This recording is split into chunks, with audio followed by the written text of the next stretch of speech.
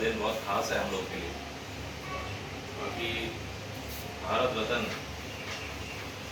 विश्व गुरु बाबा साहेब डॉक्टर भीमराव अम्बेडकर जी का जन्मदिन है। और आप लोग जानते होंगे कि Baba Saheb the symbol of knowledge, America से, जर्मनी से और लंदन से अपनी शिक्षा प्राप्त करके उन्होंने इतना बड़ा काम किया, जो कि एक निम्न वर्ग से, अछूत समाज से जन्मे और ऐसी परिस्थितियों में उन्होंने संघर्ष किया अकेले ही, जबकि उनको कोई साथ देने वाला कोई नहीं था उस समय। और उन्होंने इतना बड़ा कार्य किया उन्होंने कि पूरी मिसाल पूरे देश के लिए, विदेश के लिए एक मिसाल बन गई है, जिससे आज देश चलता है। ये एक संविधान लिखने में अलग ही एक संघर्ष था। पहले तो उनको संविधान असेंबली में जाने के लिए उनके सारे रास्ते बंद कर दिए गए थे।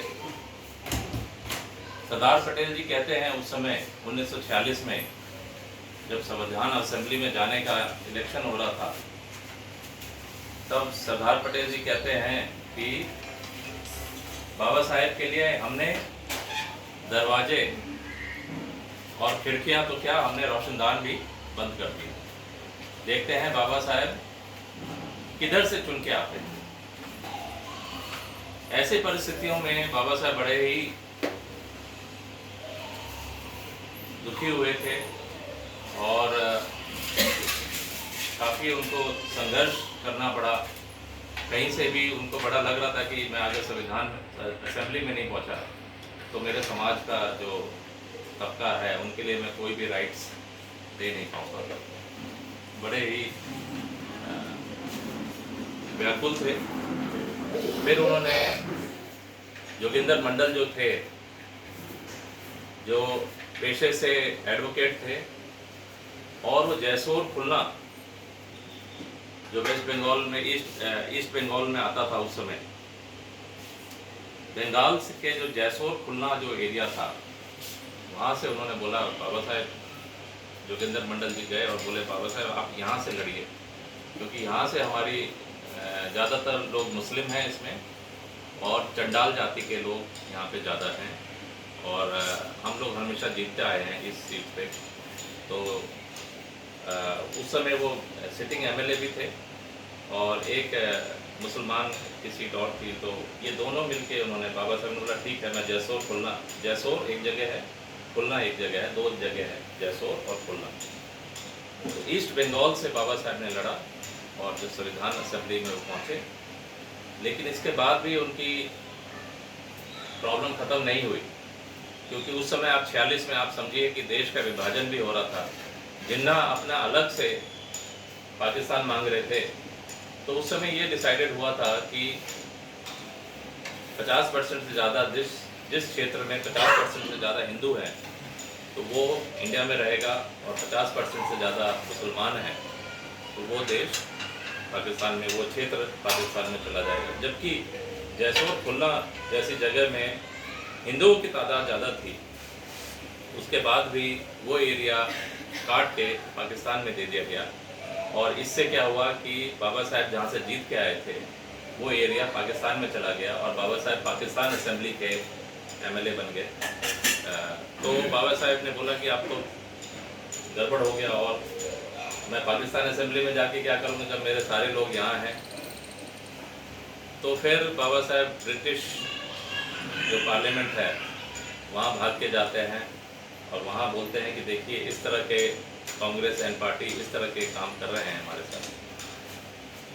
तब उन्होंने बोला कि जब तक, अंग्रेज़ों ने लेटर भेजा कि जब तक बाबा साहेब को आप संविधान असेंबली में नहीं लोगे तब तक हम कोई भी संविधान आप जो लिखोगे उसको हम मान्यता देने वाले नहीं हैं। और ये शर्त थी कि हम लोग देश आज़ाद करके तभी जाएंगे यहाँ से जब आप एक संविधान लिख के दिखाओगे और सारे लोग उस पर संविधान जो आप लिखोगे सभी की रजामंदी होगी उस संविधान पे, तभी हम लोग यहाँ से जाएंगे।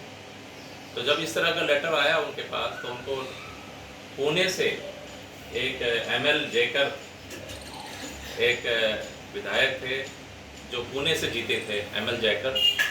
तो ML जयकर जी ने वहाँ से रिज़ाइन किया था क्योंकि उनकी आपस में उनकी जो जवाहरलाल नेहरू जी से, पंडित जवाहरलाल नेहरू जी से बनती नहीं थी, उनकी विचारधारा से नहीं बनती थी।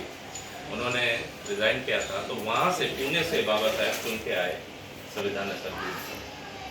और आप जानते हैं कि जब संविधान असेंबली में पहुँचे तो उनके जितना पढ़ा लिखा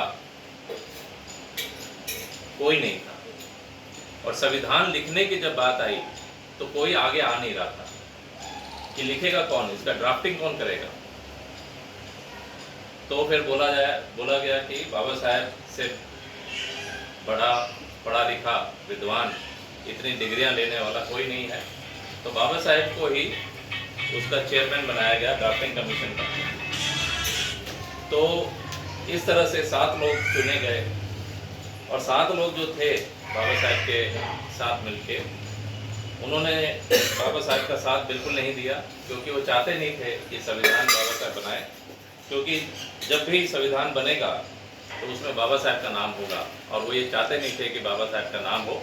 तो उन्होंने तनिक भी रुचि नहीं दिखाई कि संविधान का ड्राफ्ट हो सके। तो बाबा साहेब ने अकेले ही दम पर पूरा जो 7 लोगों का काम था उन्होंने अकेले किया, और इसमें इतने वो व्यस्त थे कि उनका जो कहते हैं कि डायबिटीज़ उनका बिगड़ गया था। वो डायबिटीज़ के उनको तकलीफ़ रहती थी, और उनको न्यूरोपैथी भी था, साथ में उनके पैरों में जलन होती थी काफ़ी, रात में वो सो नहीं पाते थे जलन की वजह से, क्योंकि डायबिटीज़ कंट्रोल में नहीं थी उनकी, शुगर अनकंट्रोल रहता था, तो उनके जो नसें थी वो डैमेज हो रही थी। तो इसके वजह से उनको काफ़ी जलन रहती थी पैरों में, और शुगर बहुत हाई रहता था, इंसुलिन लेते थे। तो इनकी जो सेहत जो 10 साल इनका जो कम हो गया, वो इन्हीं दौरान हुआ जब वो संविधान लिख रहे थे। तो ऐसे महापुरुष, ऐसा संघर्ष उन्होंने किया, अकेले दम पे उन्होंने संविधान लिखा, जो इतनी बड़ी पुस्तक है। आप मेरे ख्याल से अभी आगे भी मेरे को समय दिया रहेगा, तो मैं अभी यहीं पे मैं फिर ठीक है, मैं बाबा साहब के बारे में और भी चीज़ें मैं आपको बताना चाहता हूँ, लेकिन शायद अभी ये सिर्फ परिचय का था। तो हम, मेरा परिचय तो बाबा साहब के, क्योंकि बाबा साहब का आप अगर हिस्ट्री पढ़ेंगे उनके बारे में, तो हर साल उन्होंने कोई ना कोई पुस्तक लिखी है, कोई ना कोई काम किया है। ऐसा कोई साल नहीं गया 1927 के बाद से, जब उन्होंने जो सत्याग्रह किया था 1927 में, 2 सत्याग्रह किए थे उन्होंने। तो जानता है जो 2 सत्याग्रह किए थे 1927 में? हाँ, चवदार तालाब का एक सत्याग्रह था। दूसरा सत्याग्रह नहीं, मंदिर का तो बाद में किया था उन्होंने। संविधान एक जो 1950 से पहले जो संविधान लागू था, उसका नाम था मनुस्मृति। तो मनुस्मृति का जलाना बहुत ज़रूरी था उस समय, और ये बाबा साहब ने अपने हाथों से नहीं जलाया था, उनके ही शिष्य थे जो ब्राह्मण समाज के थे। आप देखिए, अगर वो खुद जलाते तो पूरे देश में आग लग जाती, क्योंकि एक धार्मिक किताब थी। ऋषि जो मनु थे, उन्होंने लिखी थी किताब, और ये कानून की किताब करीबन 2500 साल से चलते आ रही थी।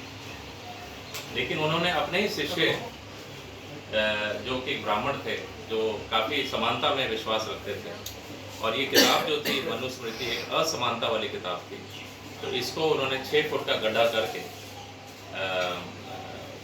वो उन्होंने उसको जलाया, और फिर उन्होंने 1950 में 47 में जो वो किया उन्होंने, जो